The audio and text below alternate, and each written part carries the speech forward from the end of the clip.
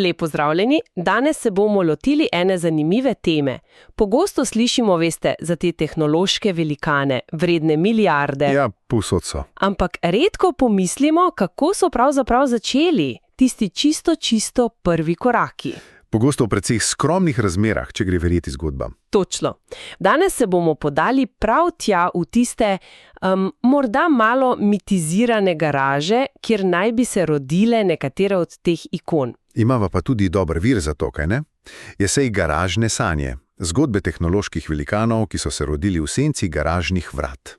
Ta obravnava 6 podjetij. Ja, 6 res zvenečih imen.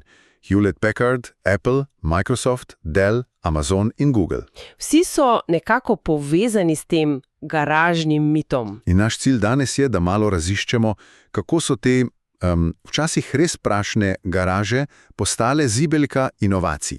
Kaj je resnica za tem mitom? In kaj se lahko iz teh zgodb naučimo? O vztrajnosti, viziji, mogoče tudi o sreči. Pa začnimo kar pri začetku, pri pionirju. Ja, moramo začeti s Hewlett-Packardom. HP. Ustanovila sta ga Bill Hewlett in Dave Packard. Prijatelja z Stanforda, kaj ne? Tako, inženirja. Leta 1939. Predstavljajte si, to je bil še čas po veliki gospodarski krizi. Težki časi za zagon posla. In kje sta začela? Predpovedavam. V garaži, seveda. Tisti slavni na 377 Edison Avenue v Palo Altu. Majhna garaža za en avto, poleg hiše, kjer sta živela Packardova. In viri omenjajo, da sta začela z res minimalnimi sredstvi. Ja, piše, da sta imela natanko $538 začetnega kapitala. Sliši se neverjetno malo. Skoraj nič. Kako je sploh izgledalo delo tam? Pač zelo osnovno. Delovna miza, nekaj orodja, baje je Hewlett celo nekaj časa spal v lopi zraven, da je lahko delal pozno v noč. To pa je predanost. In kaj sta pravzaprav počela tam? Njun prvi produkt. Ključni izdelek je bil audio-oscilator, model HP200A.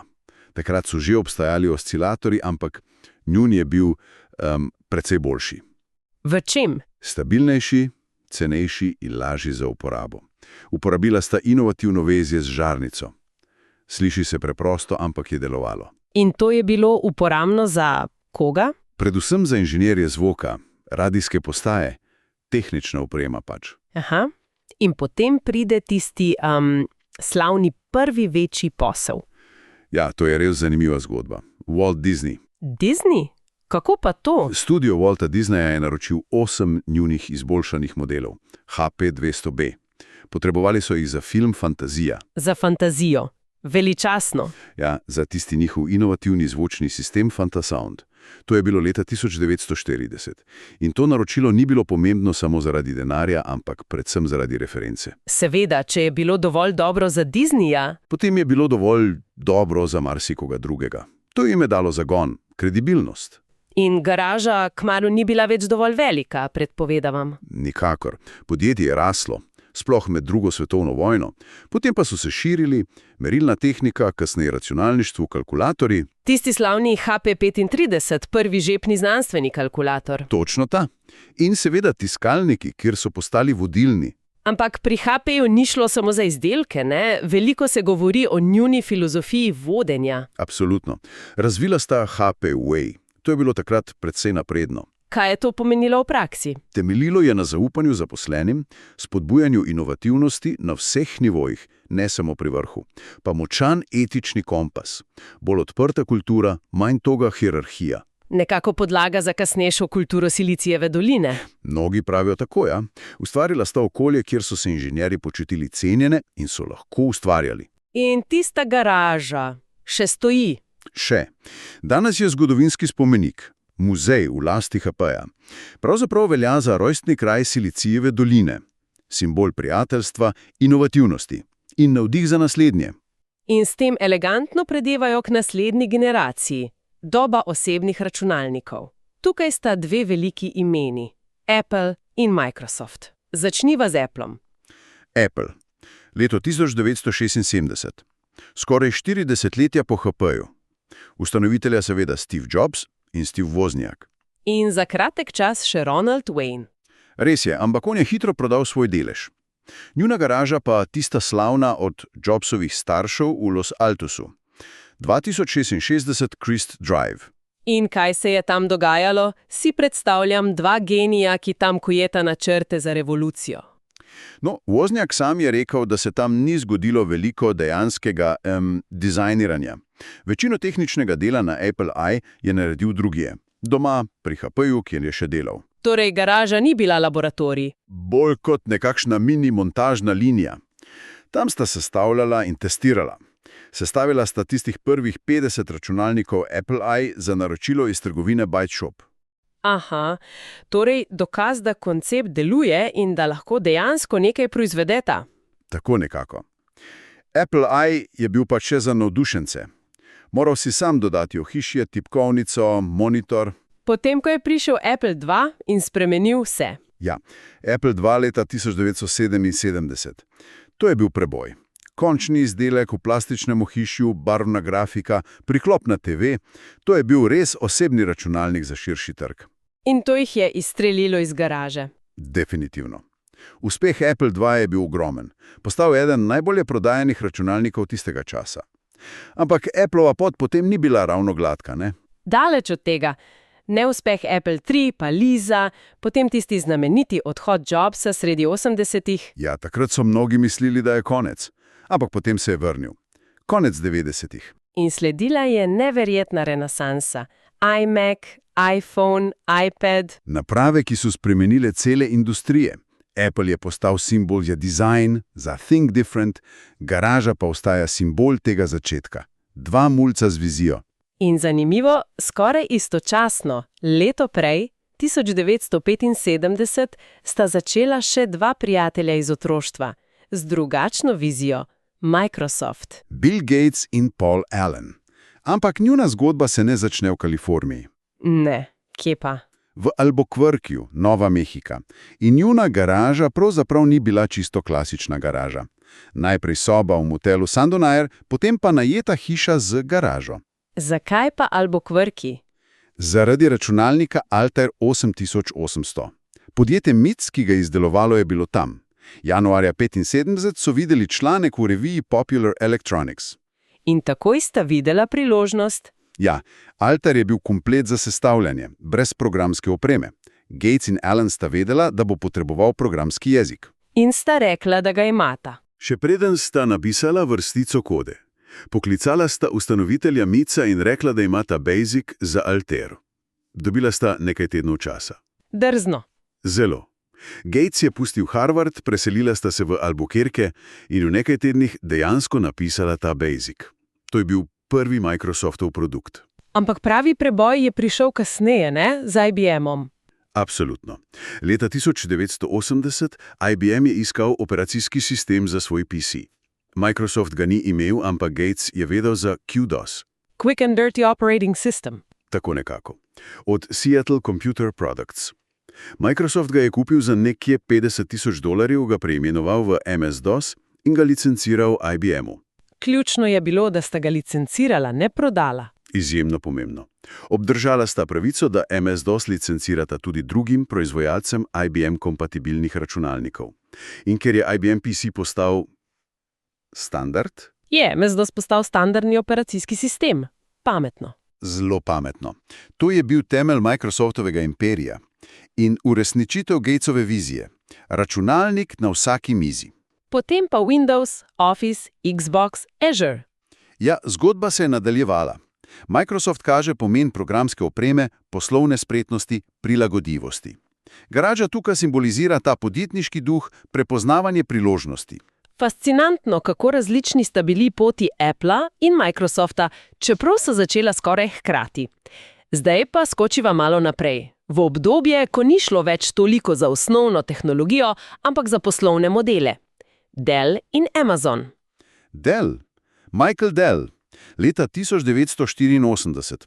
Še študent v Austinu v Teksasu. In začel je. Kje? Kar v študentski sobi. Soba 2713.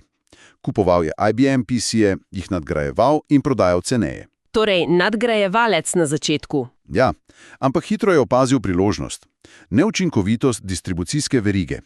Preveč posrednikov, zastarele zaloge. In njegova ideja? Build to order. Brez posrednikov. To je bilo takrat revolucionarno, kaj ne? Zelo. Izločil je vse vmesne člene, nižje cene, manj zalog, računalnik po meri. Ko mu je zmanjkalo prostora v sobi, se je preselil. V garažo. Seveda, v garažo blizu kampusa. In s kakšnim denarjem je začel? Se samo $1000, je družinsko posojilo. In potem je naredil tisto drzno potezo. Pustil je študij medicine. Ja, pri 19, na veliko razočaranje staršev. Ampak posel je cvetel. PCs Limited, kasneje Dell. In model se je prijel. Neverjetno dobro. Rasel je izjemno hitro. Že leta 1988 so šli na borzo. Postal je vodilni na trgu osebnih računalnikov. Torej, pri Dellu garaža ni bila tako dolga postaja, ampak simbolizira. Moč inovativnega poslovnega modela. Ni treba vedno izumiti nove tehnologije. Včasih je dovolj najti pametnejši način poslovanja in seveda tveganje. Dobro. In potem Amazon. Še ena zgodba o poslovni inovaciji. Spet iz garaže? Amazon. Jeff Bezos. Leto 1994. Takrat je bil uspešen podpredsednik v nekem hedge fondu v New Yorku. Dobra služba na Wall Streetu. Kaj ga je premaknilo? Statistika. Videl je podatek, da uporaba interneta raste za 2300% na leto. To ga je fasciniralo. Začel je razmišljati, kaj bi lahko prodajal prek spleta. In pristal je pri knjigah. Zakaj knjige? Naredil je analizo. Knjige so bile idealne. Ogromno naslovov, več kot jih ima lahko fizična knjigarna, standardiziran izdelek, enostaven za pošiljanje in obstajali so že veliki distributerji. Torej je pustil službo, prepričal ženo? In se odpeljal čez državo v Seattle, oziroma Belgijo. Zakaj tja? Bližina distributerja Ingram in manj prometa davka na začetku. In tam sta najela hišo z garažo. Točno.